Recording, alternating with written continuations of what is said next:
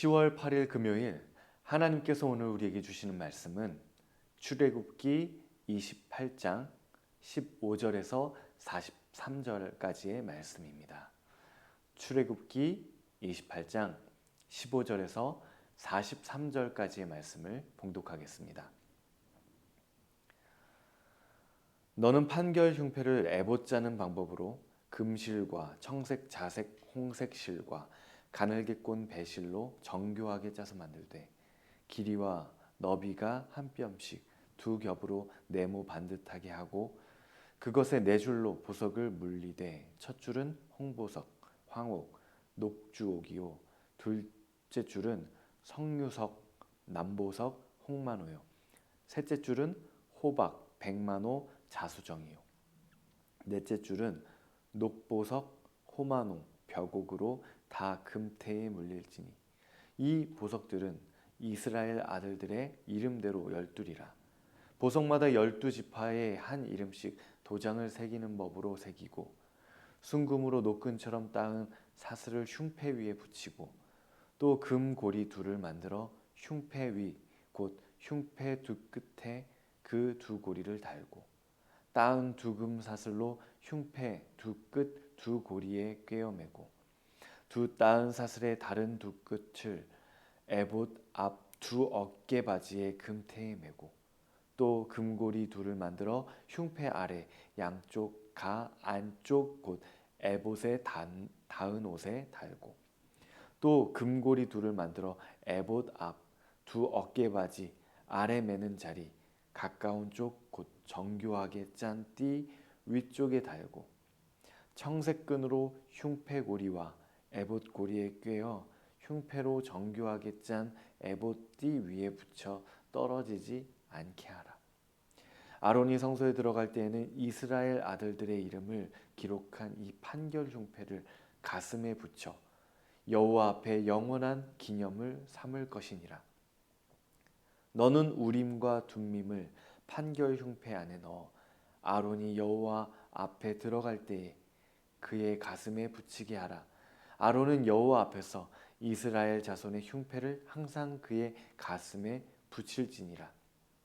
너는 에봇 받침 겉옷을 전부 청색으로 하되 두 어깨 사이에 머리 들어갈 구멍을 내고 그 주위에 갑옷깃 같이 깃을 짜서 찢어지지 않게 하고 그 옷 가장자리로 돌아가며 청색, 자색, 홍색, 실로 석류를 수놓고 금방울을 간격을 두어 달되 그 옷 가장자리로 돌아가며 한 금방울, 한 석류, 한 금방울, 한 석류가 있게 하라. 아론이 입고 여호와를 섬기러 성소에 들어갈 때와 성소에서 나올 때에 그 소리가 들릴 것이라. 그리하면 그가 죽지 아니하리라. 너는 또 순금으로 패를 만들어 도장을 새기는 법으로 그 위에 새기되 여호와께 성결이라 하고 그 패를 청색 끈으로 관 위에 매되 곧 관 전면에 있게 하라. 이 패를 아론의 이마에 두어 그가 이스라엘 자손이 거룩하게 드리는 성물과 관련된 죄책을 담당하게 하라. 그 패가 아론의 이마에 늘 있으므로 그 성물을 여호와께서 받으시게 되리라. 너는 가는 배실로 반포 속옷을 짜고 가는 배실로 관을 만들고 띠를 수놓아 만들지니라. 너는 아론의 아들들을 위하여 속옷을 만들며 그들을 위하여 띠를 만들며 그들을 위하여 관을 만들어 영화롭고 아름답게 하되 너는 그것들로 내 형 아론과 그와 함께한 그의 아들들에게 입히고 그들에게 기름을 부어 위임하고 거룩하게 하여 그들이 제사장 직분을 내게 행하게 할지며 또 그들을 위하여 배로 속바지를 만들어 허리에서부터 두 널쩍다리까지 이르게 하여 하체를 가리게 하라. 아론과 그의 아들들이 회막에 들어갈 때에나 제단에 가까이 하여 거룩한 곳에서 섬길 때에 그것들을 입어야 죄를 짊어진 채 죽지 아니하리니 그와 그의 후손이 영원히 지킬 규례니라. 아멘. 의복에는 그 의복을 입는 사람의 특별한 지위와 임무가 나타납니다. 그래서 어떤 사람들은 유니폼을 입습니다. 예를 들어 군인은 군복을 입습니다. 항상 전투에 투입될 수 있도록, 위험한 때에 나라를 지킬 수 있도록. 그리고 그 의복에 새겨져 있는 계급장을 보면 그 사람이 맡고 있는 지위, 직급, 임무, 그리고 임무를 알 수가 있습니다. 그러니까 그 의복은 그 옷을 입은 사람의 정체성을 드러내주고 있는 것입니다. 28장에서 하나님께서 모세에게 이렇게 말씀하십니다. 제사장의 옷을 만들 때에는 이렇게 만들어라. 그리고 오늘 본문에서는 제사장의 옷을 구성하고 있는 흉패, 그리고 겉옷, 그리고 여러 장식품에 대한 지침들이 소개되고 있습니다. 그리고 그 중에 중요하게 보이는 두 가지를 한번 언급해 보고자 합니다. 그 중에 판결 흉패가 있습니다. 그 흉패에는 값비싼 보석들이 수놓아져 있고 그 여러 보석들은 12개이고 각각의 보석에는 이스라엘 아들들의 이름이 새겨져 있습니다. 이 판결 흉패의 용도는 무엇이냐면 두 가지입니다. 29절에 의하면 첫 번째는 대제사장의 아론이 성소에 들어갈 때 이스라엘 아들들의 이름을 기록한 이 판결 흉패를 가슴에 붙여 여호와 앞에 영원한 기념을 삼기 위한 것입니다. 두 번째는 이것이 판결 흉패로 불리기 때문에 하나님의 뜻과 판결을 구할 때 사용되었습니다. 그러니까 대제사장, 제사장들이 이 판결 흉패를 입는다는 것은 제사장은 백성 중에 있으면서 모든 이스라엘 백성들을 위해 봉사해야 하며 하나님 앞에서 이스라엘 백성들을 위한 판결은 공정하게 진행해야 한다는 것을 보여주는 것입니다. 두 번째는 제사장이 쓰는 관입니다.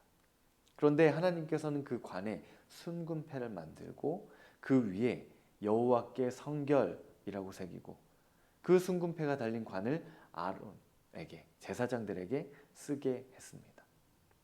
하나님께서 그렇게 하라고 하신 이유는 무엇인가요? 38절에 의하면 제사장 아론은 이스라엘 자손이 거룩하게 드리는 성물과 관련된 죄책을 담당했었습니다. 여기서 제사장이 백성의 죄책을 진다는 것은 이스라엘 백성이 범한 죄를 대신 진다는 뜻이 아닙니다. 부정한 백성은 하나님이 거하시는 성소에 나아갈 자격이 없기 때문에 그 사람이 거룩하신 하나님께 나아온다면 그 성소를 더럽힐 뿐만 아니라 하나님의 거룩하심 때문에 부정한 그 사람이 죽을 수밖에 없었기 때문입니다. 그러한 이유 때문에 제사장은 순금패를 이마에 둘러 이스라엘 백성들을 대신해서 위험을 감수하고 이스라엘 백성의 재물을 가지고 성소에 나아갔던 것입니다. 제사장은 백성 편에 서서 하나님과 백성 사이를 중재하고 이스라엘 백성이 거룩한 하나님께 나아갈 수 있도록 가교 역할을 담당했었던 것입니다. 그래서 이 일을 감당하기 위해서 제사장은 항상 여호와께 성결해야 했습니다. 그 하나님의 부르심의 뜻이, 정체성이 이 제사장의 옷에 담겨져 있었던 것입니다. 이스라엘 백성들은 애굽으로부터 출애굽하여 하나님의 산, 신의 산에 이르렀습니다. 사실 이스라엘 백성들이 혼자 출애굽한 게 아니었죠. 하나님께서 이스라엘 백성들을 구원해 내셨습니다. 그리고 출애굽기 19장에 의하면 과거 애굽의 노예 신분으로서의 이스라엘이 아니라 이제 하나님께서는 그들에게 새로운 정체성을 부여하시는 그런 장면이 등장합니다. 그 장면이 바로 출애굽기 19장 3절에서 6절의 말씀인 것입니다. 그 말씀을 한번 읽어보겠습니다. 모세가 하나님 앞에 올라가니 여호와께서 산에서 그를 불러 말씀하시되 너는 이같이 야곱의 집에 말하고 이스라엘 자손들에게 말하라. 내가 애굽 사람에게 어떻게 행하였음과 내가 어떻게 독수리 날개로 너희를 업어 내게 인도하였음을 너희가 보았느니라. 세계가 다 내게 속하였나니 너희가 내 말을 잘 듣고 내 언약을 지키면 너희는 모든 민족 중에서 내 소유가 되겠고 너희가 내게 대하여 제사장 나라가 되며 거룩한 백성이 되리라. 아멘. 하나님께서 이스라엘 백성들에게 하신 부르심 그리고 부여하신 새로운 정체성은 무엇입니까? 바로 제사장 나라입니다. 거룩한 백성입니다. 사실 이 두 가지는 같은 말입니다. 왜냐하면 제사장이라는 특별한 직분 때문에 그렇습니다. 제사장은 어떤 직분인가요? 앞에서 설명한 것처럼 사람들, 백성들 중에 거하면서 그들이 좌로나 우로나 치우치지 않게 하고 하나님을 잘 섬길 수 있도록 만약 범죄하거나 하나님으로부터 멀리 떠났다면 그들이 제사를 통해 하나님께로 다시 나아갈 수 있도록 인도하고 분명한 하나님의 백성의 정체성과 가치를 판가름할 수 있도록 부르심 받았기 때문입니다. 그렇기 때문에 이 일을 이스라엘 백성을 하나님의 백성 되게 하는 일을 감당하기 위해서 제사장은 백성들보다 먼저 하나님께로부터 받은 거룩함을 지켜 자신을 성별해야 했습니다. 그리고 하나님께서는 이 이스라엘 백성들을 이스라엘이라는 나라를 모든 열방 중에서 제사장 나라 삼으시길 원하셨습니다. 그렇다면 그 목적은 방금 전에 말씀드린 것과 동일하겠죠. 이스라엘이라는 나라가 세계 속에 거하면서 그들이 좌로나 우로나 치우치지 않게 하고 하나님의 구원과 사랑을 깨달아 하나님을 잘 섬길 수 있도록 만약 세상이 범죄하거나 하나님으로부터 멀리 떠났다면 이스라엘을 통해서 온 열방이 하나님께로 다시 나아갈 수 있도록 인도하는 세상이 썩지 않도록 부패하지 않도록 그래서 이스라엘을 통해 온 땅에 하나님의 공의와 사랑이 온 땅이 하나님 나라가 되게 하시려고 부르심을 받았다는 것입니다.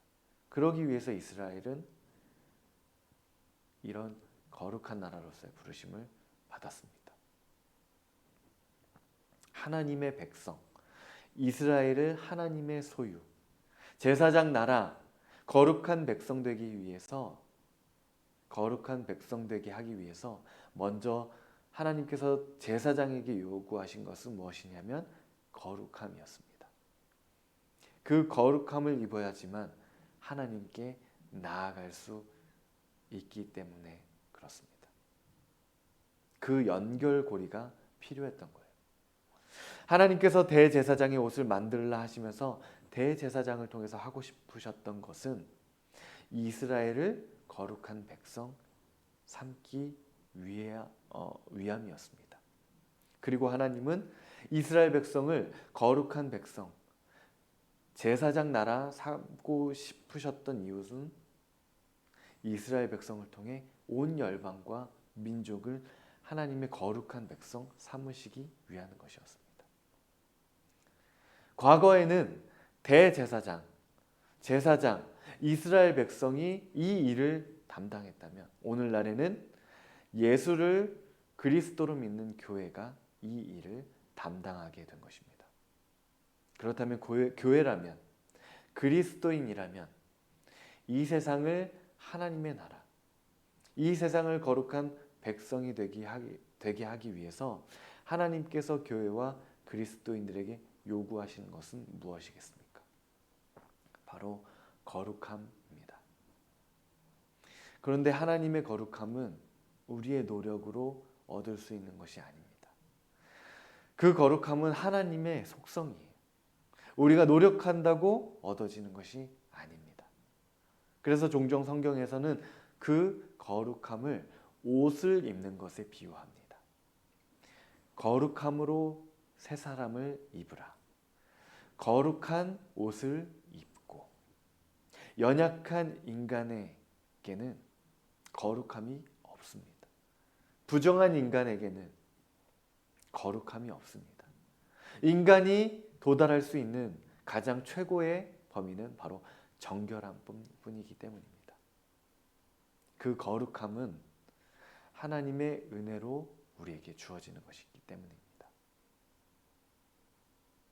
그래서 우리는 하나님께 기도하며 하나님의 말씀에 순종하며 그 거룩함이 하나님의 거룩함이 우리에게 있을 수 있도록 구하며 기도해야 하는 것입니다. 오늘 이 말씀을 기억하시면서 오늘 하루 동안 나의 삶에 하나님의 은혜가 있기를 기도하십시다. 하나님의 거룩함을 입은 교회, 구별된 그리스도인이 되기를 구하며 이 땅의 모든 민족과 모든 사람들을 하나님께로 인도하는 하나님의 사랑의 통로의 삶을 살 수 있도록 간구하는 하루를 보내시면 좋을 것 같습니다. 이 시간 함께 기도하겠습니다. 하나님, 오늘 제사장의 옷에 담긴 의미, 하나님께서 우리에게 요구하시는 것, 그것은 거룩함이라는 것을 알게 되었습니다. 하나님, 범죄한 우리가 어떻게 주님께 나아갈 수 있었습니까? 우리의 대제사장 되신 예수 그리스도로 말미암아 나아갈 수 있었습니다.